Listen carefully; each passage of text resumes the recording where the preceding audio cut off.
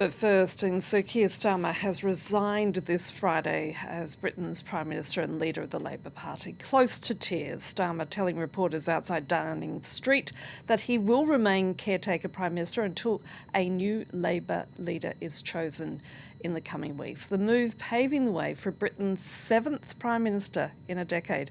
Pressure on Starmer intensified on Friday when Burnham, the Mayor of Greater Manchester, won a by-election to return to Westminster. Andy Burnham having comfortably defeated a candidate from Nigel Farage's Reform Party. The question my party is asking now is whether I am best placed to lead us into the next general election. I have heard the answer of my parliamentary party to that question, and I accept that answer with good grace. Every decision I've taken has been about putting the country I love first. That is why I will resign as leader of the Labour Party.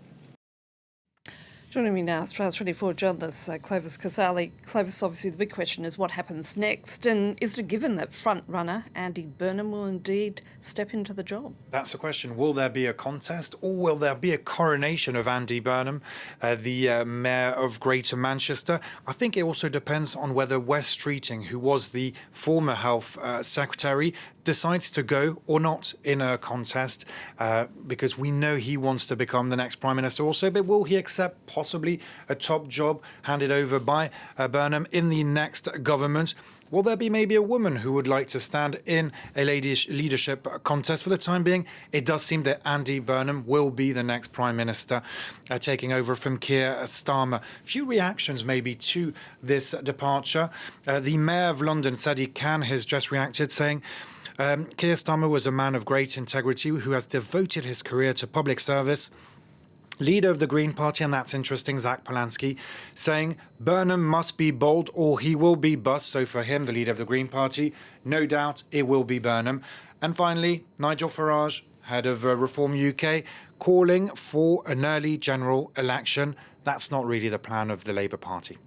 Now, this is Britain's seventh leader in a decade, and ironically it comes as we mark 10th anniversary since Brexit. So what does this all say about British politics? Has Brexit created the chaos that has led to 7 prime ministers in 10 years? The next one will be the 7th, of course.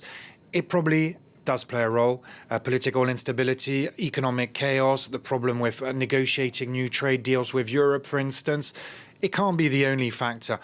If we focus on the departure of Keir Starmer, why did he have to go? Because he lost the confidence of a majority of many Labour MPs, it has to be said. Why? Some people blamed his lack or his supposedly lack of charisma.